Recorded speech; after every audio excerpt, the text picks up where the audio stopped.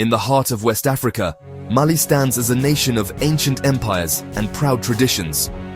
Yet, for years, its people have yearned for stability, for security, for a leader who could guide them towards a brighter future. This yearning found its answer in the resolute figure of Colonel Assimi Goita, a name that has become synonymous with the Malian fight for self-determination and progress. Goita's ascent to leadership was no accident of fate. It was born of necessity, forged in the fires of a nation grappling with insurgency, corruption, and economic stagnation. The Malian people saw in Goita a man of action, a soldier who understood the plight of his people. His rise to prominence coincided with a period of deep national crisis, a time when Mali's very existence seemed threatened by internal strife and external pressures. Goita's response was swift and decisive, reflecting his deep-seated belief in Mali's potential for greatness. He pledged to restore order, to root out corruption, and to chart a new course for Mali's economic development. To understand the magnitude of the task before him, one must delve into the weight of history Goita carries on his shoulders. Mali, once a beacon of trade and scholarship in the medieval world, has struggled to find its footing in the modern era. The legacy of colonialism, followed by decades of political instability and economic mismanagement, left the nation vulnerable to internal and external threats. The rise of extremist groups in the Sahel region further exacerbated Mali's security challenges, leading to a protracted conflict that has claimed countless lives and displaced hundreds of thousands. Against this backdrop of turmoil, Goita emerged as a symbol of hope for a nation yearning for change. His military background, particularly his experience in combating extremist groups, instilled confidence in his ability to address Mali's most pressing security concerns. Before Colonel Assimi Goita's arrival, Mali was teetering on the precipice. Years of escalating violence, fueled by a complex web of extremist groups, had crippled the nation. Vast swathes of territory lay beyond government control, leaving millions of Malians vulnerable to violence, extortion, and displacement. The northern city of Timbuktu, once a renowned center of Islamic learning, had fallen under the sway of extremists, its cultural heritage desecrated. The Malian armed forces, ill-equipped and demoralized, struggled to contain the insurgency. The international community, while offering support, seemed powerless to stem the tide of violence. The situation demanded a leader who understood the complexities of the crisis, a leader who could rally the nation and inspire its defenders. Goita, with his first-hand experience on the front lines, was uniquely positioned to answer this call. Goita's first priority was to restore order and security. He launched a series of military operations aimed at reclaiming lost territory and degrading the operational capacity of extremist groups. These operations, characterized by their strategic planning and unwavering resolve, yielded significant results. Key towns and villages were liberated from extremist control, allowing displaced populations to return home. Recognizing the importance of winning hearts and minds, Goita also prioritized engaging with local communities. He understood that lasting peace could only be achieved by addressing the grievances that fueled extremism. Grievances such as poverty, marginalization, and a lack of opportunity. Despite these successes, Goita knew that the road to peace would be long and arduous. He recognized that there would be setbacks, that sacrifices would be demanded. He spoke often of the need for patience, for perseverance, for the unwavering belief in Mali's ability to overcome its challenges. His words resonated with the Malian people, who had grown weary of conflict but remained steadfast in their desire for a better future. The fight against extremism, Goita emphasized, was not a fight against any one religion or ethnic group. It was a fight against those who sought to divide Malians, to exploit their differences for their own nefarious purposes.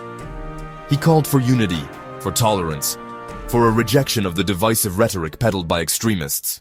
Colonel Assimi Goita understood that security gains, while crucial, would be fleeting without addressing the deep-rooted corruption that had plagued Mali for far too long. Corruption, he recognized, was not merely a matter of financial impropriety. It was a cancer eating away at the very fabric of Malian society, eroding public trust, hindering economic development, and fueling the very grievances that extremists exploited. Goita knew that tackling corruption would require more than just words. It demanded concrete action, a demonstration of his unwavering commitment to rooting out this scourge at all levels of government and society. He vowed to hold corrupt officials accountable, regardless of their position or influence. This was not an empty promise. Goita's actions would soon speak louder than his words. Goita understood that transparency and accountability were essential to combating corruption. His administration implemented measures aimed at increasing transparency in government procurement processes, making it more difficult for corrupt officials to operate in the shadows.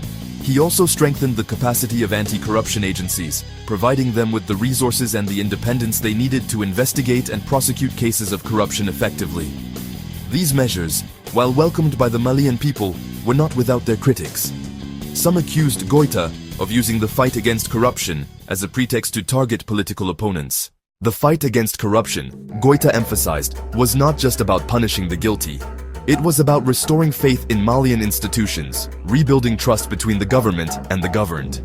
He understood that true progress could only be achieved if the Malian people believed that their government was working in their best interests, that their voices were being heard, and that their aspirations for a better future were being taken seriously. Goita's efforts to combat corruption, while still a work in progress, began to yield tangible results. Several high-profile cases involving former government officials accused of embezzlement and abuse of office were brought to trial. Colonel Assimi Goita knew that true security and lasting stability could only be built upon a foundation of economic opportunity. A nation mired in poverty, he realized, was a nation vulnerable to instability, susceptible to the siren song of extremism, and trapped in a cycle of dependence. Goita envisioned a different future for Mali, a future where the nation's vast human and natural resources would be harnessed to create a more prosperous and equitable society. Mali, Goita often said, was a nation rich in potential. Its fertile lands had the capacity to feed not only its own people, but also to become a breadbasket for the region. Its abundant mineral resources, including gold and bauxite, held the promise of economic transformation. And its greatest asset, its people, possessed the resilience, the ingenuity, and the determination to build a brighter future. Goita recognized that economic growth, while essential, would be meaningless if it did not translate into tangible improvements in the lives of ordinary Malians. He believed that true progress had to be inclusive, reaching even the most remote and marginalized communities. Central to Goita's economic vision was a focus on investing in Mali's greatest asset, its people. His administration prioritized investments in education and vocational training, recognizing that a skilled workforce was essential to attracting foreign investment and driving economic growth. Schools were built and renovated, teachers were trained, and scholarships were provided to bright but disadvantaged students. The message was clear. Education was the key to breaking the cycle of poverty and unlocking the potential of every Malian citizen. Goita understood that economic development was not just about building roads, bridges, and power plants. It was about creating a more just and equitable society. A society where every Malian had the opportunity to thrive. His administration implemented programs aimed at empowering women and youth, recognizing that their full participation in the economy was essential to achieving sustainable and inclusive growth. One of the most significant initiatives undertaken by Goita's administration was the launch of a national program aimed at promoting entrepreneurship and supporting small and medium-sized enterprises. This program provided aspiring entrepreneurs with access to microfinance, business training, and mentorship opportunities. Recognizing that access to land was a major constraint for many Malian farmers, Goita's administration also implemented land reform measures aimed at ensuring equitable access to land and resources. The road ahead for Mali is still long and challenging. Colonel Assimi Goita's leadership has brought about a palpable shift in Mali's narrative. No longer is Mali spoken of solely in hushed tones, a byword for instability and conflict. Instead, there's a growing recognition of the strides made, the resilience demonstrated, and the potential unleashed under Goita's steady hand. His approach, devoid of grand pronouncements, yet brimming with concrete action, has resonated not just within Mali's borders, but across the region and beyond. From the front lines of the fight against extremism to the halls of government where corruption was once endemic, Goita's impact is undeniable.